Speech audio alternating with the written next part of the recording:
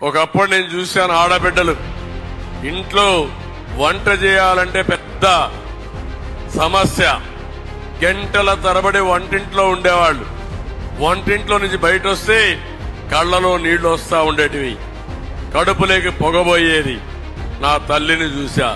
నా తల్లి మారిగా ఏ చెల్లమ్మ కష్టపడకూడదని 60 లక్షల మందికి వంట గ్యాస్ సిలిండర్ ఇచ్చిన పార్టీ తెలుగుదేశం పార్టీ. దేశంలో ఎవరు వినపడి నేను ఇచ్చాను. ఈ విషయం మీరు గుర్తుపెట్టుకోవాల్సిన అవసరం ఉంది. నవజాత శిశువులకి బేబీ కిట్లు ఇచ్చాం, తల్లి బిడ్డ ఎక్స్ప్రెస్ పెట్టాను, బాలామృతం ఇచ్చాం.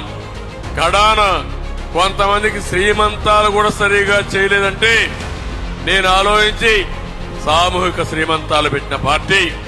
కొంతమందికి పెళ్లిళ్లు చేయడానికి కష్టంగా ఉందంటే పెళ్లి కానుకిచ్చిన పార్టీ తెలుగుదేశం పార్టీ. అవునా కాదా అని అడుగుతున్నాను మిమ్మల్ని.